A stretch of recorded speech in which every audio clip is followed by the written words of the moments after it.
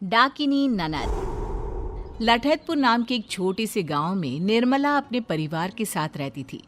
निर्मला के बेटे बहू बहुत ही अच्छे थे और उसकी बहुत इज्जत करते थे। पर इतने खुशहाल परिवार पर दुखों का पहाड़ टूटने वाला था। न जाने किसकी नज़र निर्मला निवास को लगी कि एक भला पूरा परिवार पूरी तरह बिखर कर रह गया। माँ जी, सुबह के 11 बज गए, आपने अभी तक नाश्ता नहीं किया। ऐसे तो तबीयत खराब हो जाएगी ना आपकी माँ जी। चलिए नाश्ता कर लीजिए अब। अरे बहू, मैं खा लूंगी। मेरे कारण तू भूखी मत रहा कर। मुझे पता है तूने भी नाश्ता नहीं किया होगा। मेरी छोड़िए, ये भी भूखे ही काम पर गए हैं। हे भगवान, तुम लोग भी ना, इस जमाने में जहाँ सब अपने बूढ़े माँ बाप को घर से निकाल देते हैं, तुम लोग मेरी इतनी फिक्र करते हो। जरूर पिछले जन्म में कुछ अच्छे कर्म किए होंगे मैंने, जो इतनी फिक्र करने वाला बेटा और इतनी प्यारी बहू मिले हैं। जा लेकर आ खाना, दोनों साथ खाएंगे। दोनों खाना खा ही रहे होते हैं कि तभी अपना सामान हाथ में उठाए चीखती हुई रश्मि घर पर आती है। माँ, माँ कहाँ हो तुम? अपनी बेटी को भिखारियों के यहाँ दे दिया और खुद की बहू है जो देखो सिठानी बनी बैठी है। अरे दीदी, क्या हुआ? आप इतने गुस्से में क्यों हैं? आइए बैठिए, मैं आपके लिए पानी लाती हूँ। अरे निकम्मी, ये सब ड्रामा मेरे सामने मत कर। तुम दोनों की चालाकियों को मैं अच्छे से समझती हूँ। तुम लोगों ने माँ को तो अपने वश में कर लिया, पर इन चिकनी चुपड़ी बातों से मुझे नहीं बहला पाओगे। मैं इस घर में अपना हिस्सा लेने आई हूँ। ये सब क्या कह रही हो तुम रश्मि? तुम्हारे बाबूजी के जाने के बाद तुम्हारे भाई ने अपनी जमीन गिरवी रखकर तुम्हारी शादी की। जो कुछ भी हमारे पास था सब कुछ तुम्हारी शादी में लगा दिया, और दामाद जी के पास तो किसी चीज की कमी नहीं है। फिर ऐसा क्यों कह रही है बेटा? जिस जमीन को गिरवी रखकर मेरी शादी की गई थी ना, वो भी बाबूजी की ही थी माँ। इन लोगों की कमाई हुई संपत्ति नहीं है। और तुम्हें तो तुम्हारे बेटे बहू ने पता नहीं कौन सी मिश्री घोलकर पिला दी है, जो बस इनकी ही बोली बोलती रहती हो। आज से मैं इसी घर में रहूंगी जब तक प्रॉपर्टी का बंटवारा नहीं हो जाता। रश्मि निर्मला की एक नहीं सुनती और पूरा दिन अपनी भाभी से लड़ती रहती है। रात को सुरेश काम से लौटता है। कोई तुम्हारे कान भरे उसके पहले मैं ही बता देती हूँ कि मैं यहाँ तुम लोगों से मिलने नहीं, प्रॉपर्टी में हिस्सा लेने आई हूँ। और जब तक बराबर का हिस्सा मुझे नहीं मिल जाता, मैं यहाँ से जाने वाली नहीं। अरे दीदी, तुम ये क्या कर रही हो? जरा हमारी हालत को तो समझो। रश्मि किसी की एक नहीं सुनती और अगले ही दिन अपने भाई पर मुकदमा कर देती है। मुकदमा करने के बाद वो एक लॉयर से मिलने जाती है। देखिए रश्मि जी, केस तो आपके भाई के फेवर में है। मुझे तो ये केस हमारे हाथों से जाता हुआ दिख रहा है।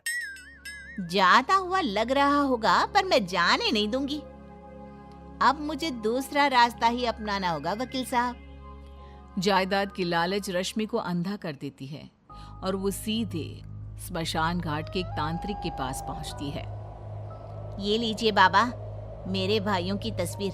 कुछ ऐसा कीजिए कि ये लोग ऐसी परेशानी में फंसे कि उसी में उलझे रहे और ये घर मेरा हो जाए।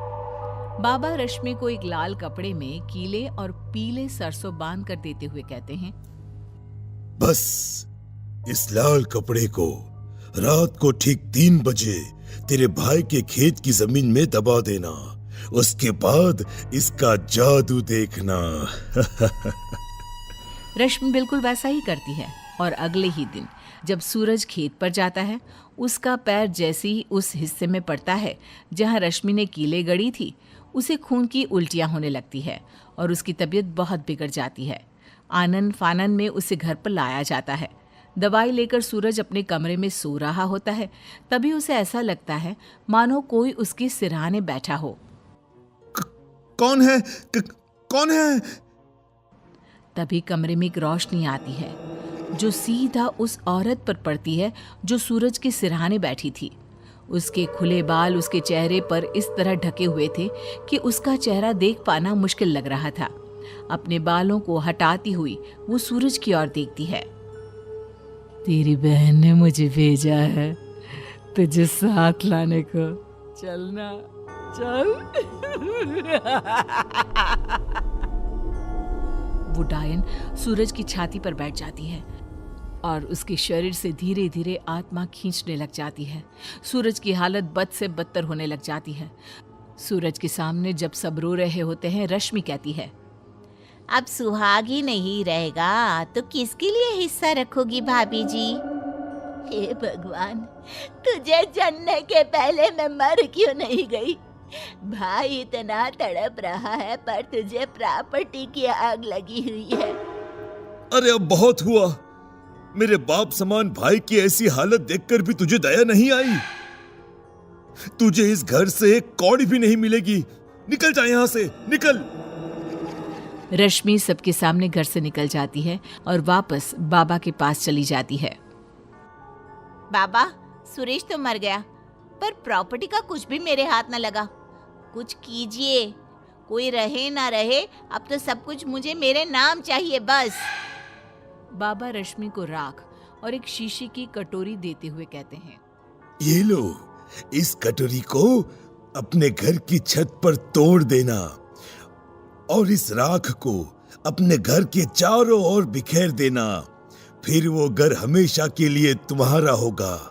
पर याद रखना, ये काला जादू जितना देता है उससे ज्यादा लेता भी है।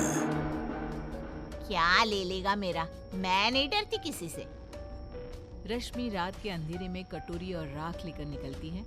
वो घर पहुंचने वाली होती है कि रास्ते में एक पत्थर से टकराकर वो कटोरी उसके हाथ से टूट जाती है और हर तरफ राख गिर जाती है। तूने मुझे बुलाया? ले मैं आ गई। ताजा ताजा मांस।